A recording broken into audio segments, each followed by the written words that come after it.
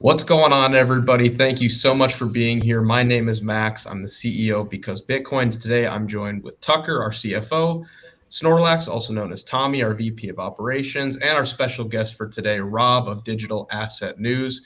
Rob, thank you so much for being here. I want to get right into it and see what you are seeing in the markets right now. I know we are a little bit crunched for time, so Rob, thank you so much for being here. Talk to us, man. What are you seeing out there? Well, I see that the markets themselves, it's pretty boring, let's be honest, right? And it's such a troublesome market, and this is the boring market. Everything's kind of chopping sideways. You guys couldn't even afford like a dynamic green screen. I mean, look at this. Like what you need to do is because when you have dynamic green screen, it looks like really authentic. But of course, you guys went cheap. You went on Fiverr. Maybe at some point, the trades get better. We hit all-time highs. You can get one of these nice dynamic green screens like myself. But what I see in the market quite easily is boredom, and people looking at this and thinking to themselves, how long can I stay in here? Because how long have we been chopping around this 29K, 29.5K Bitcoin market cap of 1.2 trillion? I mean, it's been quite some time. I just see like a lot of people who are starting to say, do I really want to even be here? Because how long is this going to take? And then with the talk about, is there going to be a recession coming up? Even though we just had the GDP came out and actually had risen, and we see that our, I think the JOLTS came out, was looking reasonably positive. Initial claims actually went, I think it went down for a bit and then went up in the last one. And then we have unemployment rate pretty much kind of flat. So if people think that the economy is just going to be running straight and we'll see some all-time highs, I just see things chopping sideways for a bit, and then maybe we drop off in Q3 or Q4.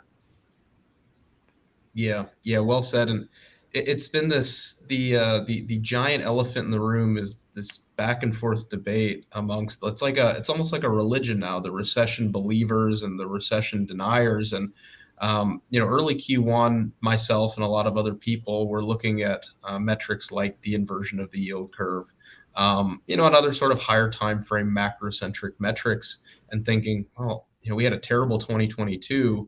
What's going to stop us right here? It seems like there's still a lot that has to play out. The Fed's not done hiking. Unemployment hasn't really materially ticked up yet. Actually, it's still dropping. It seems like we're going to have a recession. And now, if you just reflect back on 2023, it's been straight up in a straight line for the entire year. And now, really, well, we kind of had a bad day today, but the S&P 500 and NASDAQ were really about one solid green week away from making a new all-time high. Something that I've personally focused on quite a bit is there's this pattern that continues to play out on the higher time frame in the equity indexes, where during times of uncertainty or turbulence, the stock market will go on to make a new high just by a little bit, kind of like a sweep of the previous high, kind of like Bitcoin just did at like 31.8, where it just went above the previous high of the year just slightly, and then it turns around and it nukes. And that's kind of something that I was looking out for. And I guess, Rob, I'll ask you candidly, do you think that it's possible or likely is probably a better word, that the stock indexes will actually go on to make a new all-time high this year? Or do you think this could potentially be a turnaround point? I mean, and look, anything's possible, correct? I will say this, and usually these pre-election years, the people who are running for president, especially the incumbent that's coming in, they want to make sure that everything is very fantastic. And when they start to talk about these things and they start to rally the troops, because Biden's going to have to get out there at some point relatively soon to start to campaign. And the states that he's going to go to, what is he going to talk about? How great everything is going. We've hit all-time highs in 2021 in my administration. And of course, unemployment's the best it's ever been. And he's going to stick that narrative, and the people are going to hear that going, wow, maybe it is okay. So if we take a look at that section, I mean, usually, again, in pre-election years, they try to bring everything up, and we'll see how they deal with the data that's actually coming out. So can it actually come up? I mean, sure, it can do quite well. But the thing is, really it comes down to is if the Fed is going to come out, and Jerome has been very vocal and said, look, we're going to have to be higher for longer. We're not going to pivot, definitely not in 2023. And I think he said that in 2025 could be the first time for a pivot. And at that point, going all the way into the future there, I mean, how bad would the economy have to look for him to pivot?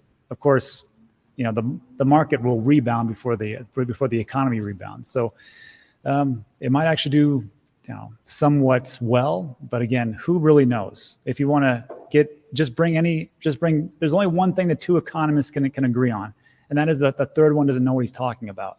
So all the people that come in here are like, yes, this, it's all up in the air. Yeah, well said again.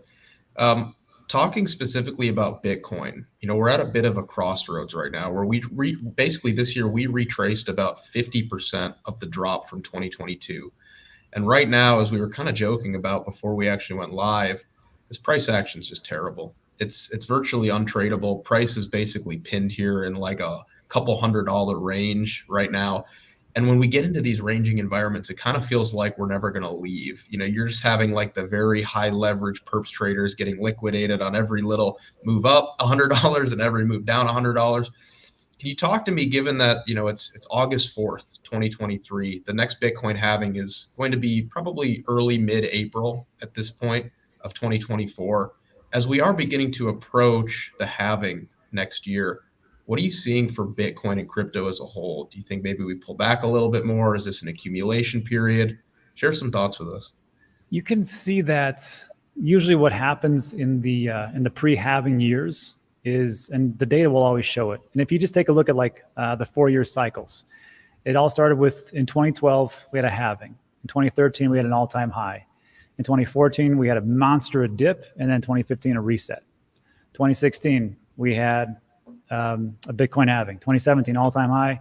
2018, a monster dip, and then 2019 was the reset year, as I call it. Same thing happening again in 2020. So moving all the way forward. So when we take a look at it, this is usually what happens. The first half, 3-4 months of the year are pretty positive usually in these types of years. But then when we get into August, which we're here right now, and September historically speaking is an awful month across the board for crypto, but not only just for crypto and digital assets, but also for the traditional market. Take a look at September across the board. It's pretty red month. I think in the last 13 years for crypto, you see like nine or 10 of those months are actually red. And of course, when the reset years, it's always red. So I see a little bit of a decline, and then it all really comes down to the narrative of how much it gets pushed. If we start to see those numbers, those macros come out and say, well, now we are headed for a recession, then of course things start to slide down a little bit. But here's the thing. When I talk about this stuff, you have to understand one big thing about me. I'm super biased. I would like it to go down. And sometimes that kind of directs my decision process and what I actually want to happen. Because I've been dollar cost averaging now since the 2022, when everything was going down throughout 2023 dynamically. And I feel like there's a lot more space to go down and a lot more accumulation time to have. And if that happens, that's good for me. It's not good for the leverage traders doing the 5, 10, 50x, but that's not what I do. So for me, when I look at it, I'm like, I hope it does. But every time I hope something happens, I think I know where the market goes. It does the exact opposite. Yeah, well, DCA on the high time frame has been, again, taking a measured move, really sort of an unbeatable strategy. Those that are investing for 5 to 7 years out and just buying the dips consistently have performed very well. And of course, leverage traders, who knows, that's a whole other topic. But actually, you brought up something interesting, sort of where we're at. August and September, seasonally for Bitcoin and equities, have not really been that great of months. I believe the average monthly return for Bitcoin since 2010 is like minus 22 or 24%. For September, I believe it's like minus 12%. Every other month besides August and September have been green months, again, cumulatively as an average in Bitcoin's history. Tucker's done some extensive analysis on really where we might be right now in terms of like the 4-year cycle, as you mentioned. Tucker, I'd love for you to share some of those thoughts and then hit Rob with any questions that you might have. Yeah, for sure. Yeah, I put out a video the other day just going over halving cycles. I think we're somewhere towards the tail end of 2019, which I know might not be, too shocking if, if people are paying attention. But um, just historically speaking, we have a pretty significant downturn anywhere between 150 to 200 days before the halving every single time. Um, and it's on average about 35 to 40%. So my question is, if we assume the top is in at like 31.8, 32K, that puts us somewhere around 20K. Myself and some other team members had speculated that maybe we get even up to 35K before we get that drawdown, which is kind of, for me, the highest I could see Bitcoin going this year. And if that were to happen, then the drawdown would look something more like 25, 26K. Either way, I think we put in a macro high or low, and that the actual low is probably in, because Bitcoin does like to put in higher lows. So, what I'm kind of thinking is we get that drop sometime in Q4 that probably lines up with equities to some degree, at least having a cool off. Yeah. But I know, I mean, I'm like you, right? Like, I have exposure, but I would also like price to come down. So, just how are you thinking about it in terms of like allocation before the halving? So, well, I'll answer it, but I got a question for all of you after this.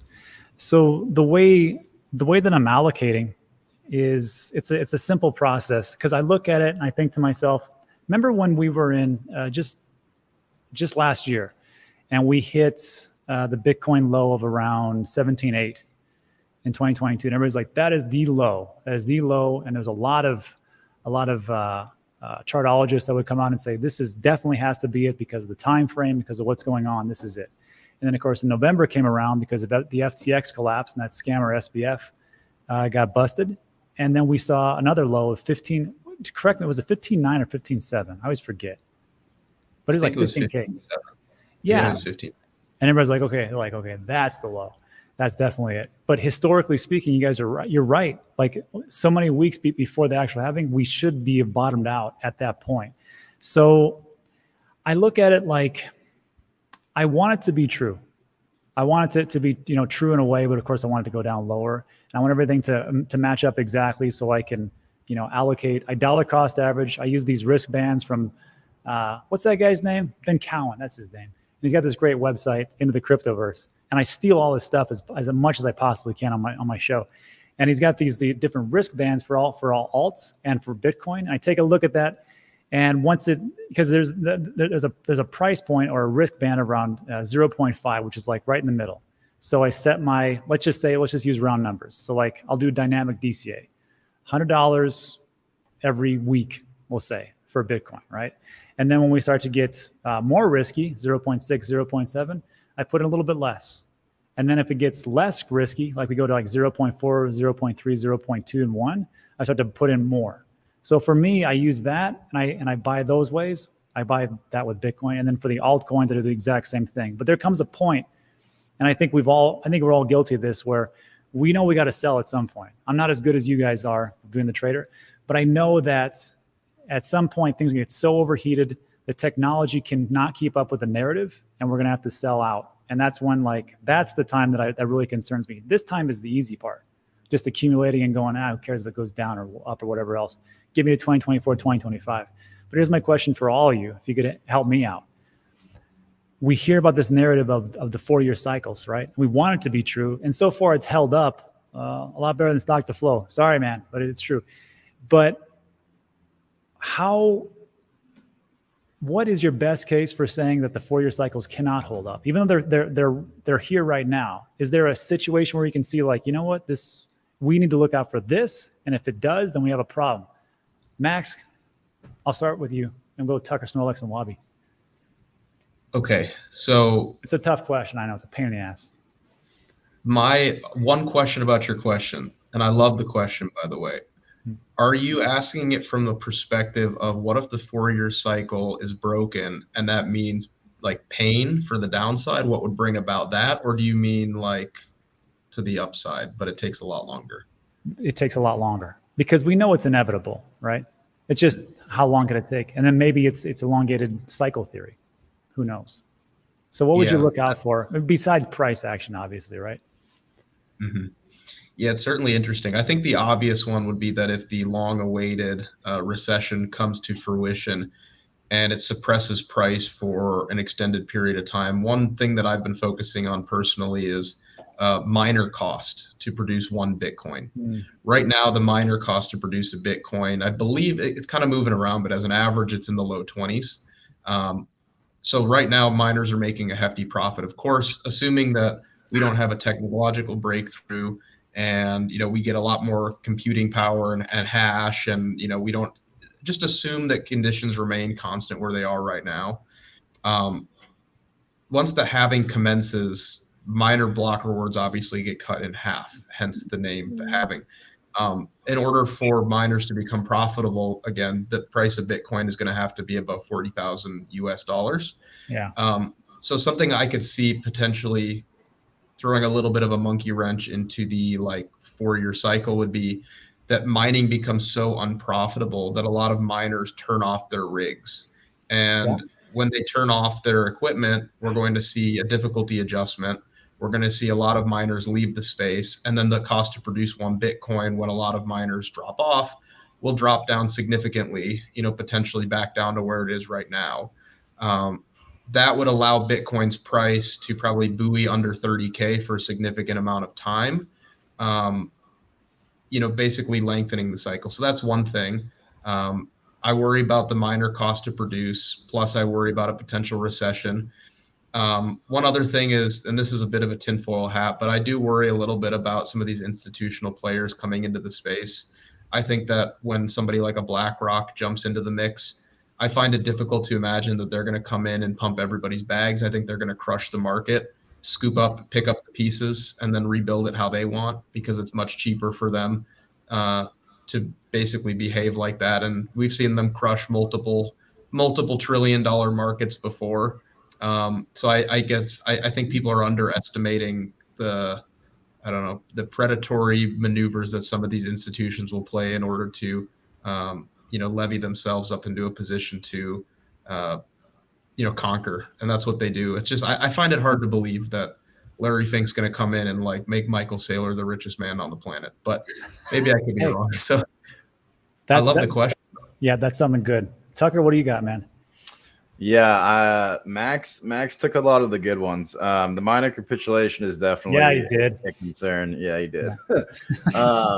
The imminent recession, if the yield curve gets back above zero, I think that's a problem. But the differentiator I'll throw in here is liquidity, just global liquidity, because you can kind of, if you just take the halvings off your chart and just plot Bitcoin and net liquidity or global liquidity, whatever, it tracks pretty perfectly, right? It tracks with the NASDAQ and the stock market, but it tracks very, very closely with global net liquidity. So if we see that draw down or sputter or, do anything but go up in the first half of next year around the halving, whatever, I think that's going to be a significant headwind to price in the short term, for sure.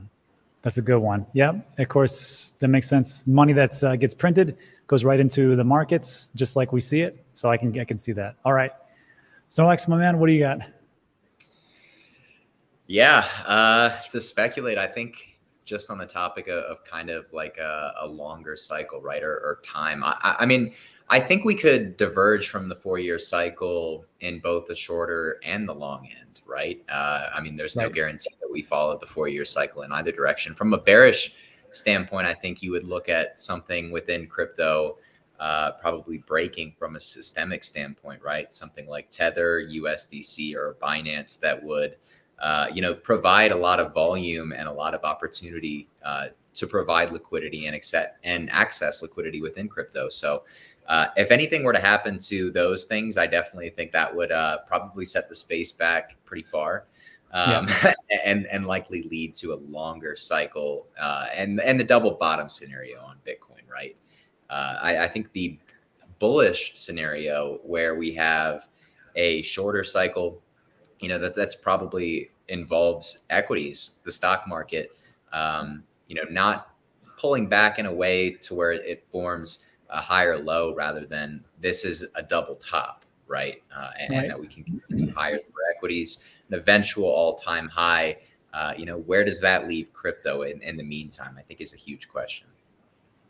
Good one. I like that one. Something to watch out for. And Wabi, I finally get to meet you. We texted back and forth. I'm sorry. I got a chance to say hi to face to face. Yeah, what's going on, brother? I have to give some context first, right? So when I first got into the space, I just became completely obsessed with Bitcoin. How does the price react before the halving, after the halving, and all those things? And one thing I realized is we usually tend to bottom about 18 months out before the halving, right? So right at around late 2021, Luna hit $100. I sold everything, and my whole plan was, all right, I'm gonna exit the market and I'll come back around this time last year. Yeah. Around this time next year, right? But on-chain greed got the best of me. I got slashed to pieces on Phantom. Yeah. Made some of it back during that rally from February to March on Waves and Thorchain. And then I took like a 20-25% haircut on UST. And then I made some of it back by shorting until right about like mid-June, right? When Ethereum hit like $880. And I still have like the fucking screenshot when I shorted Bitcoin at I shorted it right at the June open. It was at like just under 32K, and Michael Saylor announced his buy. And that went pretty well. And my whole thesis at the start of that year was when the NASDAQ hits 10K, right? Even though I don't trade equities, my whole thing was when the NASDAQ hits 10K, when we're near pre-COVID highs on the S&P 500, and when we're 18 months out from the halving. Because I clearly remember in late 2018, right, at around like mid-November, we were about 18 months out from that halving, and then we started a multi-week bleed. And when FTX happens, people think that Bitcoin actually bottomed the day that FTX went under, and it didn't. Bitcoin actually bottomed in late November at 15.4, and then altcoins, stopped bleeding against Bitcoin at around like early December when Sam started going on Twitter Spaces, right, playing World of Warcraft. Yeah. So we've already had one part of the 4-year cycle play out, which is 18 months out from the halving. Right. And people were freaking out about this or that rates and all that stuff. And then I thought to myself, like, weren't rates 6% during the dot-com bubble? And I live in South Florida, and the economic activity here is insane, right? The only thing that I can say is that when it comes to like commercial real estate and all that stuff, there's a lot of like empty space. Don't even get me started on like corporate space, right? There's a lot of high rises that are being cleared out, right? There's like a 60% vacancy. Like more than half of them are just empty, right? Because everyone's working from home or they retired early from the pandemic run, right? Yeah. So I thought to myself, like, dude, we can't be going into a recession. Like, this is insane. Like, the mall is packed. Businesses are booming, right? And I remember, like, that past summer, we did go into a recession, and people thought, like, oh, what do you mean we're in a recession, man? And those people that spoke like that, they were participants in the market. And I think we as market participants get so jaded at looking at the economy when in reality, bro, like people that participate in financial markets, they're a very small percentage in the world population. Like this is a luxury, right? Yeah. And I just look at the common man. I talk to my neighbor. I talk to people that I meet on an everyday basis. And bro, for every one person, there's 3 jobs, man, right? And we have the gig economy, right? So if you get laid off from like your fancy tech job that pays you $300,000 at an adult daycare center, bro, you can make 6 figures like being a consultant, right? Doing something in the gig economy, right? Being a personal trainer, something like you will find a way. And I think people disregard the hustler's mentality of this generation, right? And anyways, I don't want to ramble on here. But we are in an environment where, if we have a 1987 event, right, which, I mean, I kind of think is going to happen in the stock market at some point next year or early 2025, second half of 2025. I'm not sure, but if we replicate a 1987 event, which we kind of did during the COVID nuke, we'll be at all-time highs in 12 months' time. And I think we're just in that environment where people are going to buy the dip. Nobody is scared, dude. Nobody is scared at all. Yeah. And when you have things like, Forex crises, like what happened with the sterling, you had the Australian dollar get crushed to bits against the dollar. You had the DXY basically crush nations, man. If you guys remember, Cathy Wood and the Bank of England wrote a letter to Jerome Powell saying, please do not raise rates. And what did Jerome Powell do? He looked at the paper and he's like, I got a present for you. I'm going to give you another 75 basis points. Man, you're getting crushed. Your economy is getting crushed. Let me raise it up by another 75, And people forget just how brutal that was. And when you see Uniswap shitcoin traders turn into people that LARP about macro, that's when all right, something's wrong here, man. Something's wrong here. We went from someone taking a stimulus check and then turning them into six figures from Dogecoin, and then those same people turn into macro experts. And in the span of what, 2 years, 2.5 years? Quite honestly, I found it sort of a clown show. And I just stuck to what I know. And if I'm seeing the same thing happen as I did in 2018, right? And I thought to myself, all right, next year's going to be exactly like 2019.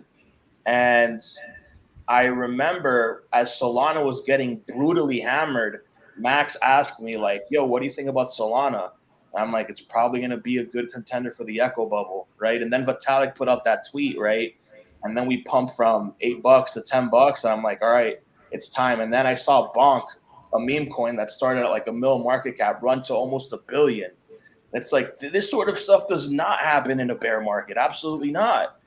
And, then I saw a few like fundamental bullishness happen, like Ejective Protocol raised like 300 million for an ecosystem fund. Rounds were getting filled up for some crypto projects. And it's like, nah, but this is going to be just like 2019. And so if I'm thinking to myself, if this is like 2019, then Bitcoin and Ethereum probably stall out here, and you only have a few pockets within the crypto space run. And I think those pockets are now like in the on-chain market. And I think. And Rob, Bobby, so sorry to cut you off, man. I know Rob only has a few more minutes here before he's got to get going. He's got a meeting. So Rob, I got to throw the question back on you, man. Lengthening cycles, diminishing returns. What can you say about those? Is it potentially on the horizon, or is this time not different? You're on mute, by the way. Yeah, I really hate to say that anything's like this time is different. There's a book. It's called This Time is Different, and it's written by a couple of macro economists, and they can just take a look at the different cycles and say, usually there are slight variations, but usually what it comes down to is cycles replay themselves, not perfectly all the time, but they do really match up in one way, shape, or form. So for me, when I take a look at it, I'm hoping it's going to, hit the same amounts, but maybe I won't. Maybe it won't. So what I'm always taking a look at for is, of course, what Tucker was talking about as far as like liquidity. If liquidity starts to dry up and you see like the M2 money supply or the printers aren't on, that's a red flag. And if we take a look at, just take a look at some indicators like a pi cycle top, and you can use those for Bitcoin, you can use it for Ethereum, you can use it for all different altcoins. Line that up and say, well, how well are we? Then we can take a look at just the fear and greed index, and just how much people are actually going overboard. And then if we take a look at the MBRBZ score, and also take a look at the PWL multiple, which is what you were talking about, Max, with the Bitcoin miners. If we can just take a look at those few and see if everything is like super massively overheated, or underperforming, then maybe at those points things will actually lengthen out.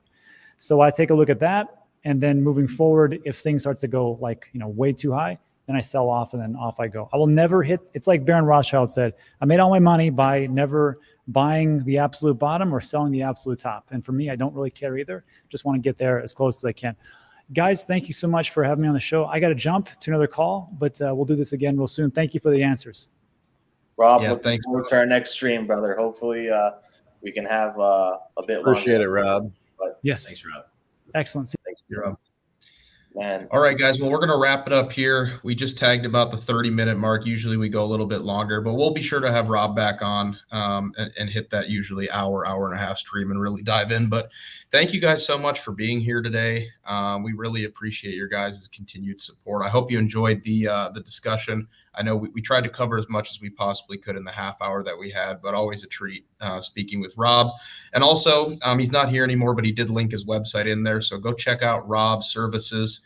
He's also on Twitter. His Twitter link is down in the bio below with all of his offerings as well. I believe 100% free. So pretty cool, really knowledgeable guy. Really cool of him to come on our show. But guys, my name is Max. I'm the CEO of Because Bitcoin, joined by Tucker, our CFO, Snorlax, also known as Tommy, our VP of Operations, and King Wabi, our head of growth and partnerships, with a humongous 30-inch bicep. It's the biggest in the world.